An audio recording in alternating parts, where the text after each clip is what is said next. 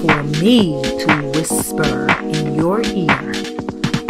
If so, welcome to Wednesday Night Whispers with your host, the domesticated diva, Latasha Scott.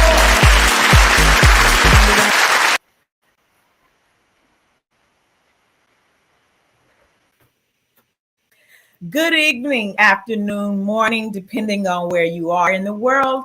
Welcome to my show. You are viewing this interview live on LSTV. I love to talk, so this is my station for education. I'm your host, Latasha Scurry. My guest has worked with thousands of inner city youth and at several middle and high schools in Florida. She has always been guided by passion that was purposed in her during her childhood journey.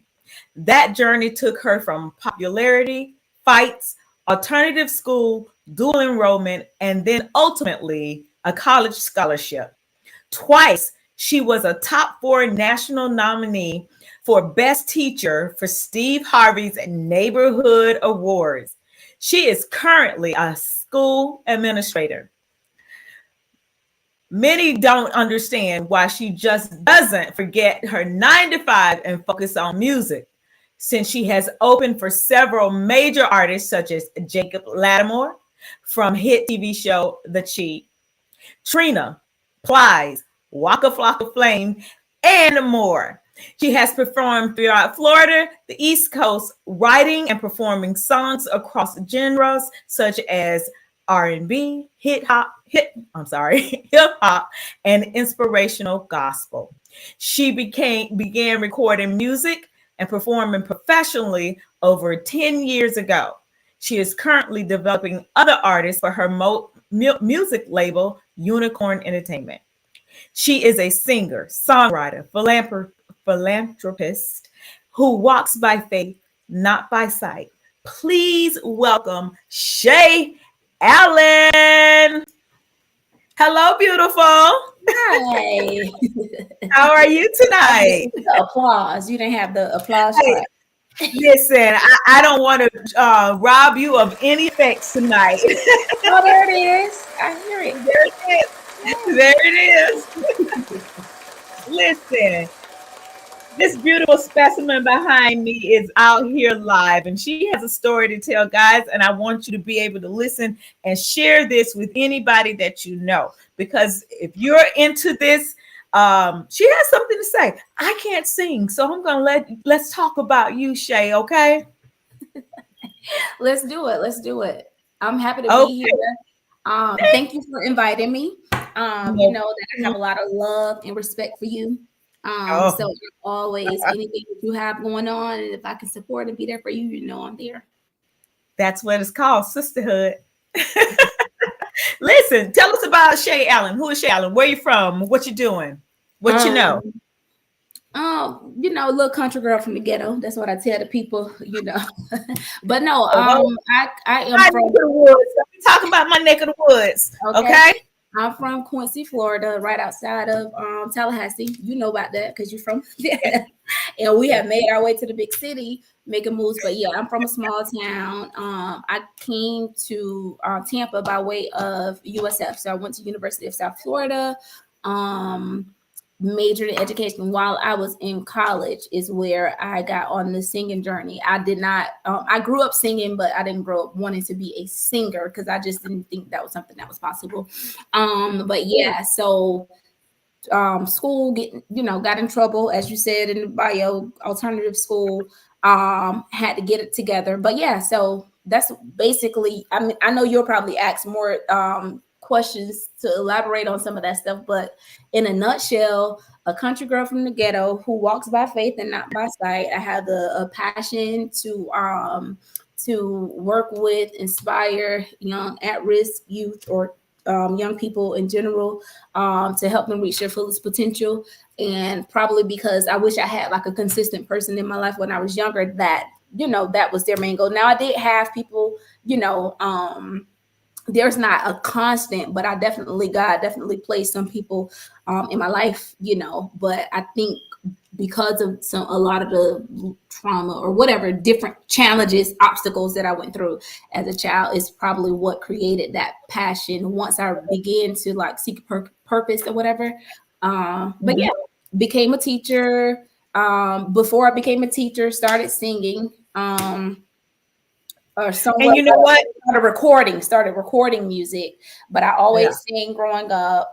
Majored in education, taught, continued to rise in the education world while I was rising in the music world. But then it was always like a conflict. And I think because of trying to juggle both, I think I probably hindered myself in some areas in both because I'm like, oh, I can't do this because I got to do that. Oh, I can't do this in education because I got to do that in music. So, but I'm just, on the healing journey so that I can have that full out freedom and I don't have to worry about stifling myself, because I feel like in both areas, honestly, I have to stifle myself. But yeah, that's kind of who I am. But you know what? Go on. That's okay. I love people who love to talk. Okay. But being in this from a small area, I'm from Havana, Florida. You're from Quincy, Florida. We have a mutual person that we both share and love, Mr. Randolph Bush. Oh yes, Mr. Bush. And you did say that he was at Havana. Oh my gosh, I love Mr. Bush. Of course met him when I first went to high school. I joined the band as a dancerette. By the time I was a senior in high school, I was the captain of the dancerette team, but I was taking dual enrollment classes with Tallahassee Community College. So the half a day that I would spend at high school, I spent a lot of time with Mr. Bush, and I was his TA, his teacher's assistant. And so that was like, I probably spent more than one period in his class out of the 3 or 4 periods. But that would be the time where I would, make sure I'm connecting with him so I can keep abreast of everything with the band, because I didn't get a chance to go to band practice 4 or 5 days a week like some of the other kids because I had to work. And so me being his teacher assistant, I was able to do stuff for him that involved the band, like make calls, make for different parades that we were going to be in. And then, like I said, make up our dances and stuff. I could do that in his class and then teach it to the other co-captain so that she can teach it to the dance team. It was just, now that I think about it, I was always all over the place doing a million different things, but I love Mr. Bush. Yes, learned a lot from him. Yeah. It does not seem like it was as many. I think it was maybe a year or 2 ago that he passed. Yep. And Mr. Bush, soon after he passed, ironically, the sponsor for the auxiliary, the auxiliary in the band, she actually was teaching in Tampa as well. Her name is Leon, and she passed away not too long after he passed. It was so we lost our band director and our auxiliary sponsor within a couple time frame, a year or two ago. Now, funny story. I was in band, and the first 2 weeks I wanted to learn how to play the flute. I thought I was musically inclined like my brothers. Mr. Bush walked over to me in class, took the flute, and said, "Here's some pom-poms, girl. Get away. Don't even do that anymore. Don't do that." I felt so embarrassed. That's one thing I love about Mr. Bush. He kept it real. He wasn't disrespectful. But he definitely kept it real. Yes. But okay, so listen, do you come from a musical background family? Because like all my brothers played instruments, but I'm not that person. No one in my house growing up did music, but my dad. I used to go to my dad's house on the weekends. Sometimes growing up, and my daddy actually played the guitar. And I think he knows how to sing. Sometimes he'll sing with it. You know how when you're younger, you don't really appreciate it. You just hear it. So he would be in the room playing the guitar. Sometimes he would play the guitar for me, sing a song or whatever. But I know he used to play the guitar at churches. So, growing up. And so that could be where he says I get it from him. On my mom's side, I do know that a couple of my sisters can sing. I have a lot of sisters. I have like 7 sisters, but a couple of my sisters can sing on my mama's side and my dad's side. But my dad is the only one in my family that I know that did music professionally besides me, like got paid to do it or, went out and did it. Is that where you got your first love of music, from your dad, or were you in church? How did you get a love for music? It's funny because I just knew how to sing, I think. So I think once my family found out that I knew how to sing and they needed people to sing, and they were like, well, Shae can sing, Shae gonna lead the song, when it came to the youth choir. At my main church on first Sundays, my grandmother actually had a church out in Quincy, in Friendship, in the neighborhood that we're from, on her land. And so it's a small church. And so it got to a point on first Sundays where all the adults that were singing, they had moved away or they weren't singing anymore. And so it was the kids that used to have to sing on first Sunday. And I used to always have to lead the songs on first Sunday. So actually it was a chore. It was more like a chore for me. I didn't have a person musically inclined to prepare us to practice and rehearse and get ready to sing on Sundays. I had to do it. And I was a little girl. And so I never really thought about all of this, but probably, and I don't know when I started, maybe like middle and high school. I used to just tell everybody, all right, y'all, come on, let's practice, because y'all know first Sunday coming up, we got to sing. And then my cousin, Roxanne, my cousins, it's my older cousins, my mom's first cousin, her name is Roxanne. And she used to get us together sometimes too and be like, come on, y'all, come on to practice because y'all got to sing on Sunday. So she used to, but she didn't know how to sing, but she made sure that we were prepared sometimes. And then at my main church, second through fourth Sundays or fifth Sundays, I sang in the youth choir, and we sing like once or twice a month. And I used to do most of the songs too for that. But it was like a chore. It wasn't like, it wasn't anything special to me. But there's this one guy at church, his name was Minister Riggins. He used to always tell me, Kenny Riggins, he used to be like, now, Shae, when you grow up, don't you be singing that secular music and not that singing the blues. And I forgot about the first few years of me recording and doing R&B and hip hop, but then I always remembered him. So I remember him more so when it got to the point of me getting ready to do inspirational and gospel. And I'm like, well, I hope Minister Riggins hears this and it makes him proud, because he used to definitely tell me, he definitely encouraged me in my talent when I sing at our other church in Havana, the Revival Center in Havana. I don't know if you heard of it, but it was in Havana. And he used to always encourage me, you did a good job, Shae, and you got a beautiful voice. And when you grow up, don't you grow up singing them blues. So yeah, that's funny. Brother is who encouraged me to be a singer. My younger brother, he had he was working, and he had a studio at his apartment. He said he was living in some student apartments in Tallahassee, and he put me in his closet one day. I was over there. He was like, come on, Shae, you know how to sing. Come in here and record this Destiny Child song. And I recorded the Destiny Child song, like one or two of them. I think it was Say My Name. And then I recorded an Ashanti song, Foolish. And this was in MySpace days. And he was like, you need to be a singer. And I'm like, boy, I'm in college. I don't have time for that. I can't focus. That's too much time. And, whatever. Wherever that go. And so he took the songs that I recorded at his house. He stole my pictures off Facebook because I was already modeling. At that time, I was already modeling at USF. I had a modeling troupe and I was on a dance team. And so the professional pictures that I had taken from doing professional photo shoots, my brother went on my Facebook. I guess he took all the pictures and he made a MySpace page for me. He put the music on MySpace and he made me a password because he kept telling me to make a MySpace page so I can promote myself. And I'm like, no, because I don't want to be a singer. Like, I don't have time. So he made the MySpace page. He put the music up, and for months I didn't check it, but he'll be like, oh, Shae, people, somebody messaged you today, they like your music, or people, you're getting a lot of friends, you're getting a lot of followers. So finally I asked him for the password.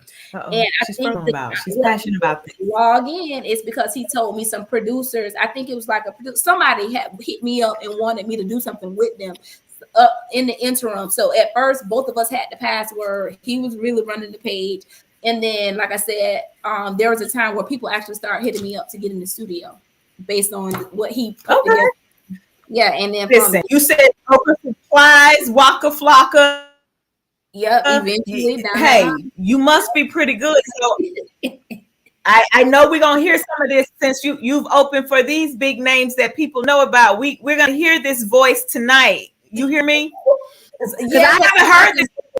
Yes, you guys definitely can go to Apple Music. Oh, Lord. Listen to some of the songs. Okay. She's trying to play.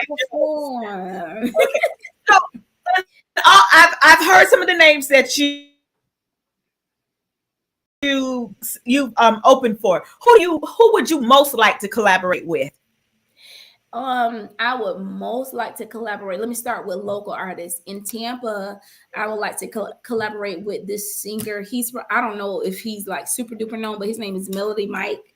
He's like my favorite unknown underground singer in Tampa. He has such a soulful voice. But his name is Melody Mike. And then Tom G.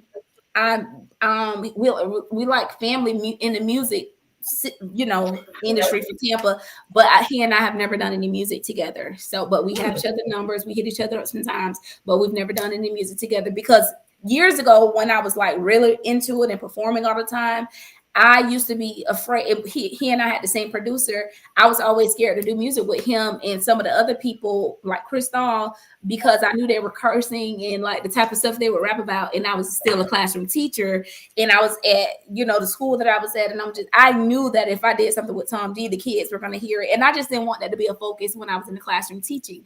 And so that's where I was telling you back to when I said I kind of always hindered myself in both realms because I'm like, oh, I can't do this musically because of how it's going to impact my teaching, when I was a teacher. And so that was always, I just never jumped head in musically the way that I could have to probably take it to the level that it would have needed to go. So I cheated and I just jumped head in the education world and continued to, get promotions and all that stuff in that because it was safer. I don't know. Yeah, it was safer. I'm too safe for doing what you're doing. I'm a safe girl. I don't like to take risks, so I could never do that. And plus, I can't sing. Today, I sang "Happy Birthday" in the cafeteria. I know those kids wanted to run, but okay. But that's how I know that God's hands was always in it because I know that I always held myself back, but God always continued to send people to me, and people would hit me up and be like, "Come to Georgia and do a show. Come to Alabama. Come to Tallahassee. Come to Fort Lauderdale, and do these shows." Even though I never really had a big hit song on the radio, you know what I'm saying? I don't think I ever really. I had some stuff, on the internet and YouTube, but I personally don't think I ever had something that just blew up or went super viral, but God still always sent people that just kind of kept me in the music world. You know what I mean? He never let me. Well, it's going to happen tonight when you sing for us. It's going to happen tonight. It's going to happen tonight. Okay? All right. So you open for all these people. Who was your favorite that you opened for? Oh, wait. Let me go back to who I want to collaborate with. So I'm sorry, you didn't finish. You didn't finish. Tom G, Melody Mike, and on a more bigger level, bigger celebrities, I would love to collaborate with T-Pain because Tallahassee Pain from Tallahassee, and then he's such a great, a super producer. Very talented artist, rapper, singer, and I love the way he put melodies together. So I think we could do something great. If anybody know T-Pain, you need to hit him Shae Allen's work. Okay, T-Pain, guys. I know somebody listen or know somebody who knows somebody who knows somebody who knows somebody. Okay, and trick that voice. Everybody knows somebody who knows somebody. But him. And I would like to work with Jeezy. Why am I saying all male names? Who are some females I would like to work with? Missy Elliott, because she's a great producer as well. And I love her, the singer her. I love the way that she writes songs. I love how musically inclined she is. She plays a lot of instruments, so I think we would do something great together. Oh, you name some good people. See, I'm not musically inclined, so you have to name the people for me because all I know is Trick Daddy. So y'all, I'm sorry. And don't judge me. I love Trick, and Trick love the kids. Okay, so there we go. You probably used to be a B12. No, what was your date star point? Okay. No, never went to Faces ever. I was only a Moon girl. Okay? Oh, the Moon. Okay, the Moon. Okay. Right. Yeah, yes, I was a Moon girl. Yes, you was up there. Yeah, I was the Moon. I felt safe in the Moon, and that was it. So I ain't go nowhere else. Never stepped foot in Faces. I don't know what it looks like. Oh, and I met my husband at Club Metropolis, which is no longer there. And I'm not ashamed. I met my husband at Club Metropolis. Okay, guys, go cues. Anyway, okay. So who out of all the artists that you like opened for, who was the one that you liked and who gave you the most flavor? Which one? Trina was always, I think I opened for Trina. I feel like I opened for Trina twice. I can't, because all this stuff, this is when these artists were bigger. Because I honestly, I haven't been, because I took a step back a little bit with music, but I feel like I opened for Trina twice. Trina was always super nice, encouraging, never seemed like her persona that people always talk crap about on TV, that she thinks she's better than me. She was never like that. Every time, always hug, talk, take pictures, whatever. So Trina, when I opened for Jacob Latimore, that was somewhere in Georgia. I think that was like Statesboro, Georgia. And that whole weekend in itself was really good, because whoever the promoters were that brought me there, they just like really, really took care of me. And I'm trying to remember, I don't even know if did someone go? Maybe one person went with me, but they, paid for the show, they paid for the hotel. It was just, and I think it was like a 2-day thing, because with Jacob Latimore, he was younger at that time. So it was like a meet and greet thing in the neighborhood with the kids at like some rec center. And we did that performance. Then it was something else later that night at the club. I can't remember if he was there or not, but whoever the promoter was that brought me to that, it was like a whole day of activities, a day or two, and it was a really good time. And people in small towns, when they see someone who, especially at that time, who is an artist, they just really big you up and make you just feel like you're Beyonce. And that's how the kids and the adults made me feel when I was in Statesboro, Georgia. You can talk about your favorites, but you got to give me your least, because I know it's somebody in there that you just went like, just cleared your throat. Let me see. The least favorite. It's not like a least favorite artist, but maybe a least favorite experience. I think we were doing a show, me and Bonnie Blanchet, Kelly, she raps. We were doing a show in St. Pete. And what was the name of that place? It was a really popular place downtown that they had performances at. I can't even think of the place now, but it's like all cement, but they have a baby, I'm a homebody. You can't ask me about it. It's like an amphitheater in St. Pete, like how the Florida amphitheater is in Tampa. It's like that in St. Pete. And the artist was one of those Miami artists, like Iceberg, one of those one of those people from Miami that's on the Love and Hip Hop Miami. So I didn't meet the artist, but for the show, it rained. It was raining, and being that it was outside, it was raining on the people. It wasn't raining on us because it was covered. And I was just like, oh my gosh, it's not going to be anybody out there when we come on stage because it's raining, yada, yada, yada. And so what the people did was they cleared out. But by the time we came on stage, the people were really out there, and it was drizzling, but they were out there in the rain watching us perform. But our nerves leading up to going on the stage, we just thought people were going to leave and that we were going to be performing to the cement. But it ended up being a really good show. And I want to say Tom G came to that one, because I think we performed first, and then later Tom G performed, and then later the bigger artists performed, one of those Miami. I feel so bad that I can't remember which art artist. You have a repertoire of people that you have before, so that's a good thing. So hopefully one day I'm gonna go viral, and because everybody's gonna share my work, and T-Pain's gonna call you next week. I got the feeling I'm gonna talk this into existence. T-Pain is gonna call you. T-Pain is gonna call you. T-Pain's gonna call you. Okay, there it is. It's in existence now. Yes. Okay. And if it's not my song, it'll be one of my artist songs that I'm developing, because I'm developing artists too. So, but we can get to that. Did you go off? Did I get clicked out? Oh, Lord.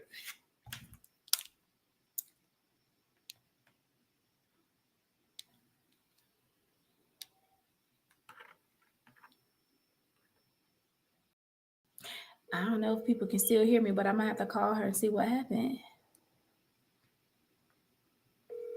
It says live and recording. Yeah, I know she's freaking out if she went off and I'm still on. So I'm trying to call her to see what happened.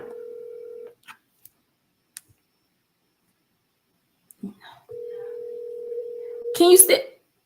Also, I'm still on, Scoop. And she went off. Please leave your. I don't know what happened. I'm trying to call her.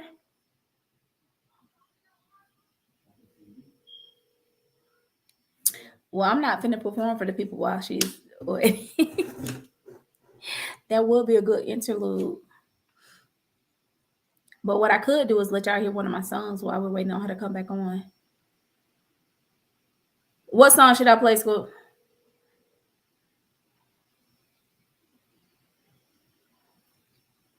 I'm going to play one of my inspirational songs, y'all, while we wait on her.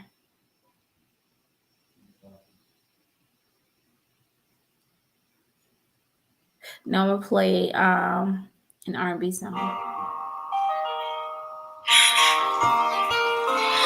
You know, can you hear this? They say every little girl is supposed to.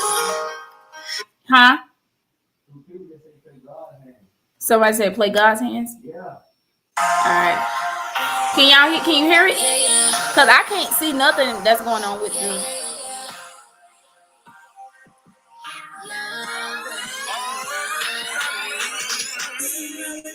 How it be when all the stress of life weigh down on me, and all my friends have turned their backs on me. I call him. All right, y'all. I'm looking in the comments from another login. I see someone said Asia said, "Wait, is it?" Can I get someone to testify? You got you through a lot, wave your hands up high.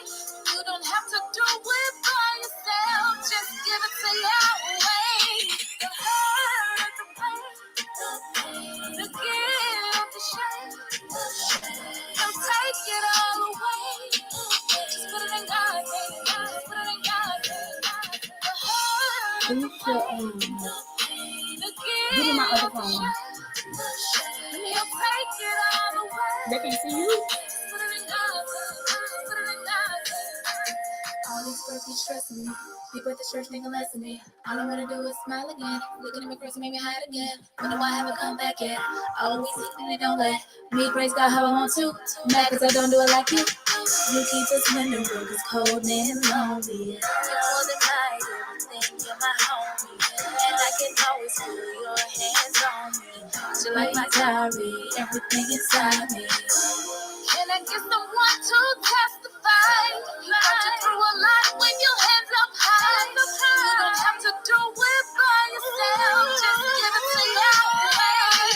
The hurt, the pain, Hey, still says that she's live.